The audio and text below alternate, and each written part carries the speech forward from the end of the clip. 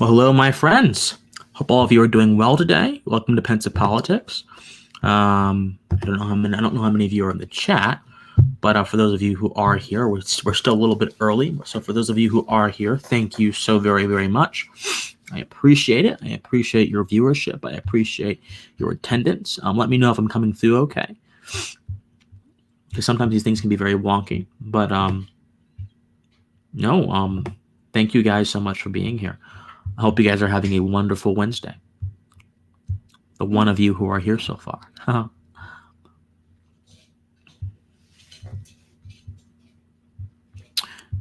And so I suppose you guys can hear me, and I'll just proceed. Hi, Edward. How you doing? All right, I shall proceed then, guys. So it's been a rather interesting week so far in the news. Dr. Cornel West kind of split open the skies and called down halo from heaven, not rainbow from heaven, but light from heaven, in his resignation letter the other day. A lot of people have been upset on his side of the political spectrum. They have been accusing Harvard of being sort of hegemonic and things of that sort, which I personally don't think that's the entire story. I think that Cornell is suffering from the very structure of academia itself, and I'll get into that in a second, and a few very outspoken legislators. Apologies about that on one voice. A few very outspoken legislators decided to go ahead and quite literally try to use a legislative tactic to deny a quorum to the Texas legislature in an attempt to thwart the voting bill that's going on down there right now. And so I wanted to focus on those two key things for today's broadcast. And it's going to be a very abbreviated broadcast because I have things to do. If you guys don't know, quick announcement, I have a debate tomorrow, a debate with Braver Angels. And for those of you who aren't familiar with who Braver Angels are, what they stand for, they are an organization in America whose entire goal is to bridge the partisan divide, whatever that might mean. And I think I know what it means, but for different folks, it means different things. And they have invited me to partake in a debate, which the resolution is titled, Resolved, America is a Racist Nation. Now, I'll be taking part of the negative side of that. I'll be saying that America is not a racist nation. And so I look forward very much to participating in that debate. And I hope all of you will come and watch it. I will give you information on how to watch it at the end of the show. And then I will post links on how to watch it in my community tab after the show as well. And I'll have it on my Twitter and in my Discord. And if you're not in my Discord already and you watched this show, you need to be in my Discord, because my Discord is very important to get and connect with me, with the community, and everyone of that sort. And so I would appreciate if all of you would watch that debate. I think it's going to be a lovely, lovely evening.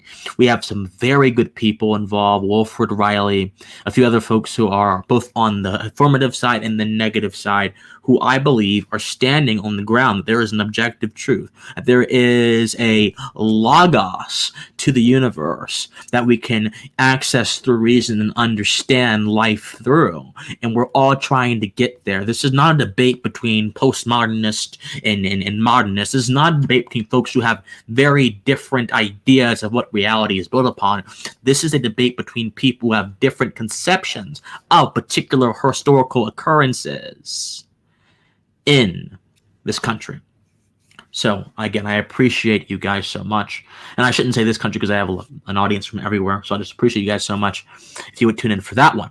But speaking of having a different perception of historical occurrences, my heart weeps somewhat at the display that I have seen from Senate Democrats recently.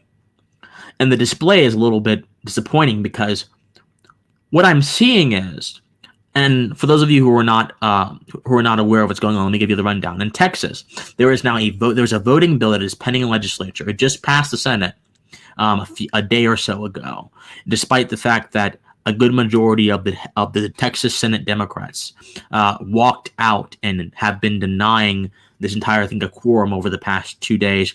They walked out. They went up to Washington, D.C. They flew up to Washington, D.C. And President Joe Biden has called them all heroes for the very courageous activity walking out of a legislative session, an action that they do almost every day when they're done, and that they don't even do half the year because they're not there at the legislature half the year.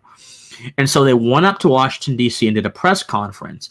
And in this press conference, the Texas Senate legislators who were there, they urged Congress to go ahead and pass a voting rights bill, because they genuinely believe that what's happening in Texas and what happened in Georgia and what's happening around the country is an assault on the voting rights of African Americans. They genuinely believe that what is happening in various state legislatures is Jim Crow 2.0. This is the kind of language we have been seeing from various folks within various levels of political society. And I mentioned history when I talked about this, and I'm mentioning history for a very particular reason, my friends, because oftentimes what you see in politics is this sort of manipulation of historical facts to fit temporal desires.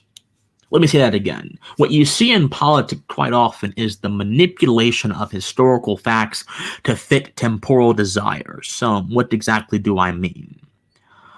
You will oftentimes have a politician engage in an argument from emotion when it relates to an issue that has connection to the life of people in a particular group.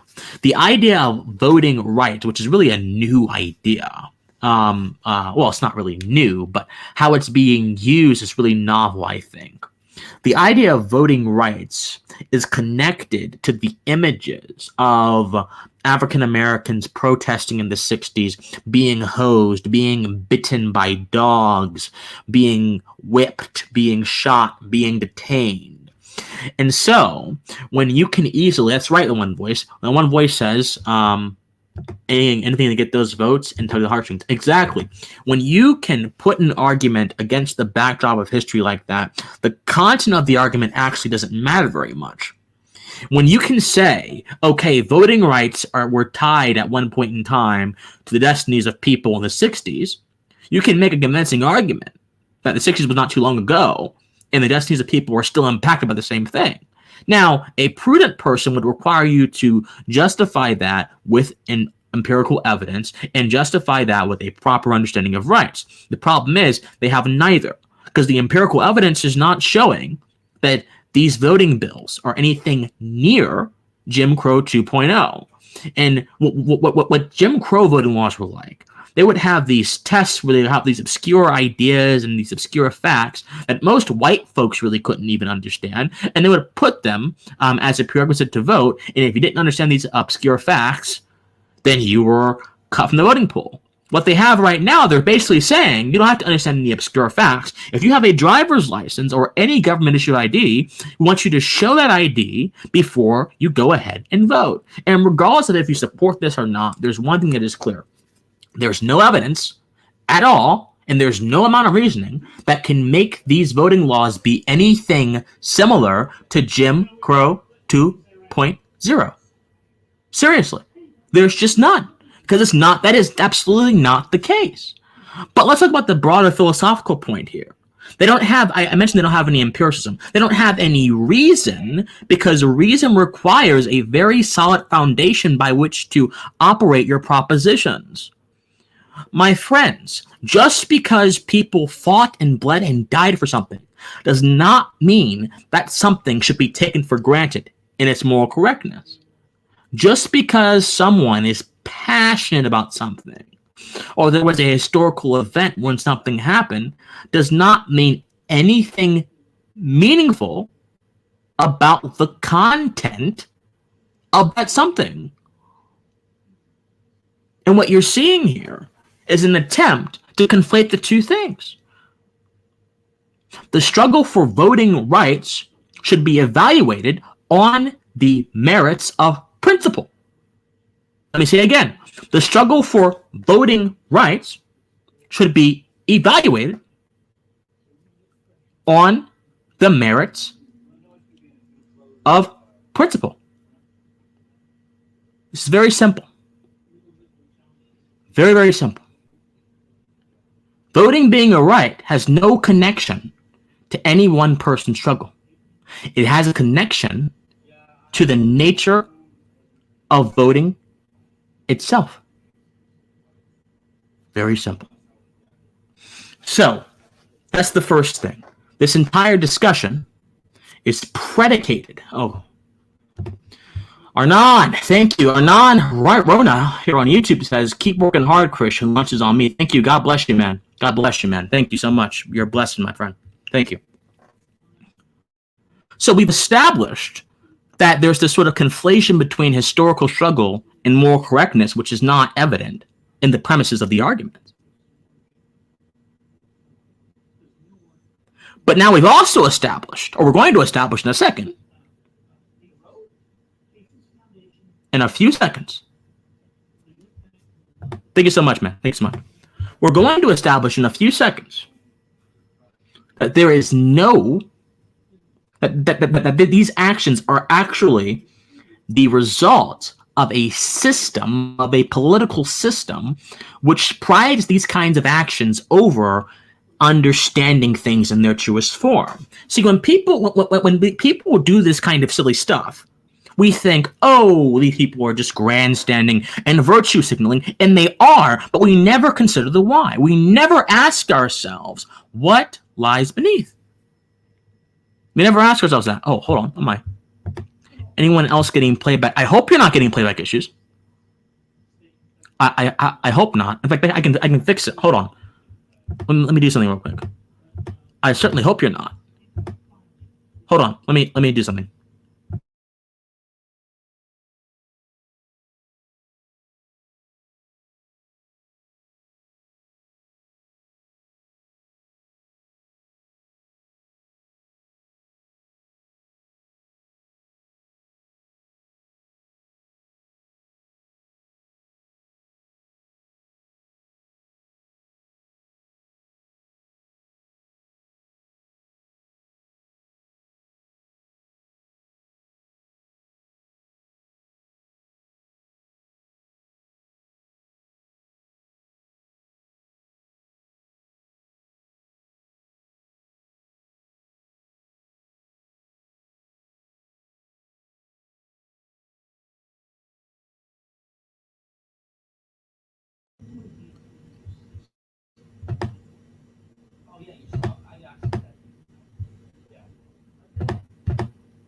All right. Hopefully this is better. Hope this is better. But yes, so I hope this is better. Is this better, guys? So before I go back onto my monologue, I want to make sure this is better. Is this better? And by the way, I must thank you guys. This is the most consistent amount of people we've had during one of these monologues in a while. Thank you. I appreciate it. It's a blessing. Thank you. Is this better, guys? Oh, it's not. Oh, okay. Yikes. Okay, this is better. Is this better? I think my internet's cutting out today. Excuse me about that, guys. We may have to abbreviate this, actually. We may have to abbreviate this show. I might go on for 10 more minutes. My internet's just doing bad today, guys. Excuse me about that. Excuse me about that. It's my apologies. My apologies about that.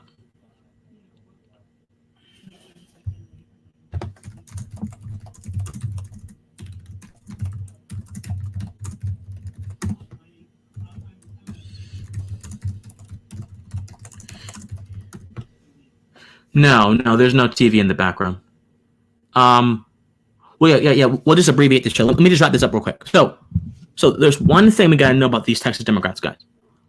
Yeah, one thing we got to know. We got to abbreviate it because I got things to do. And one thing we got to know. Okay. So we've established already that just because there is historical struggles linked with an event does not mean that event is morally correct. You have to evaluate moral correctness in a different sense than you have to evaluate what struggle means, because those are two very different things. And we're also going to establish that the political system itself not only allows, but it promotes this kind of behavior. It promotes this kind of behavior. How does it do this? Well, very simple. When you have a two-party system that is united by the goal of getting more seats and obtaining electoral victory, You do not have a system that is interested in critically considering ideas. You do not have a system that is really interested in actually understanding things in the depths of their being. You do not have a system that is necessarily interested in doing everything that intellectual inquiry necessitates.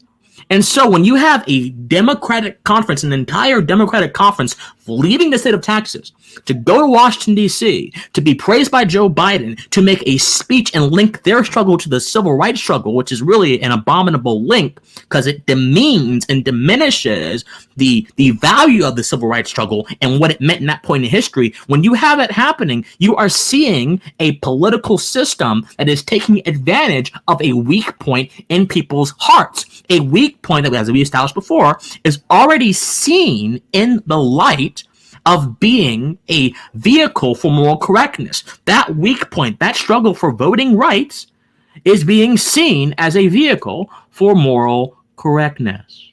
The political system is the exact result, or excuse me, this mentality is an exact result of the political system.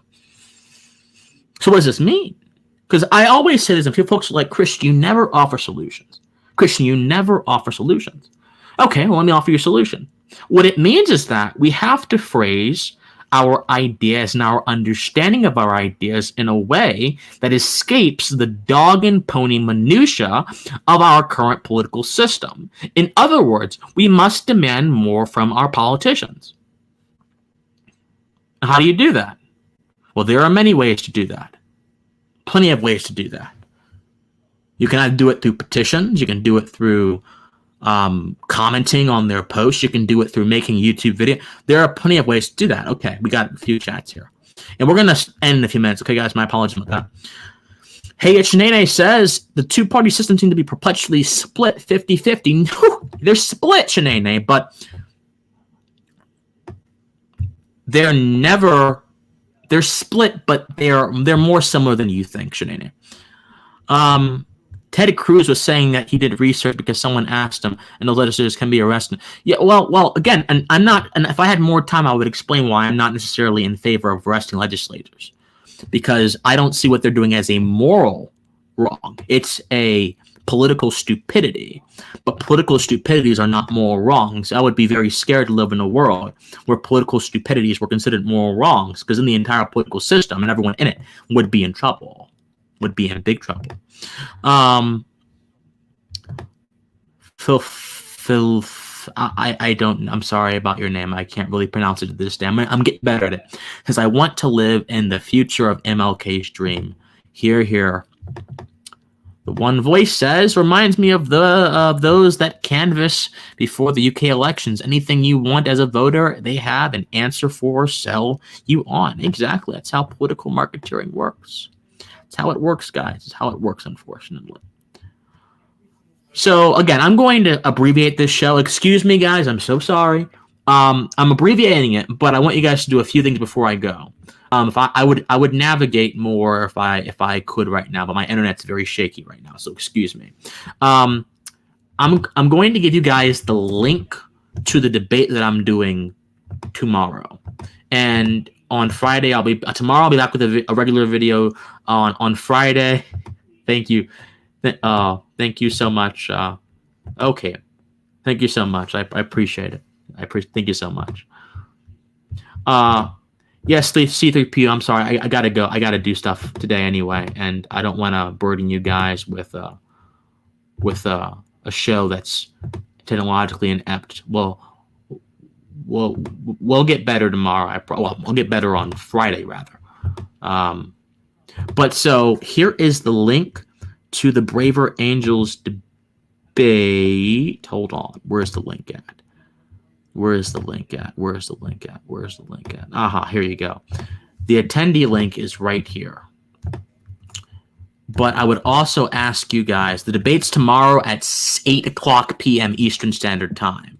8 o'clock p.m. Eastern Standard Time. The Eventbrite, I encourage you to register for the Eventbrite, which will let them know you're going to attend the event. They're all in the chat now. Look, guys, I appreciate you supporting me. I appreciate you, being here and listening to me with my bad tech. I appreciate. Do I follow Gadsad? I've heard things about Gadsad. I don't. I have not. No, I have not. I've not really looked much into him. There are a lot of thinkers that I'm trying to read and digest right now, and Gadsad is not on my list. But I appreciate you guys staying with me despite my bad internet. Thank you guys so much for being here. I hope you register for the event. If you're not already in the Discord server, then please register for the Well, don't register. Just join the Discord server, rather. Because I don't want to burden you guys with bad internet. And again, as I mentioned constantly, I don't want to do that. So I'm going to give you guys the Discord link, then I'm going to hop off because I got a debate to prepare for tomorrow. Register for the Discord server. Join it, talk to me. You'll have 24-hour access to me. Well, mostly 24 hours. Can't guarantee that all the time, but most of the time I can. But okay, my friends, as always, I love you guys so much, and please stay pensive. I'll see you guys later. Bye, guys.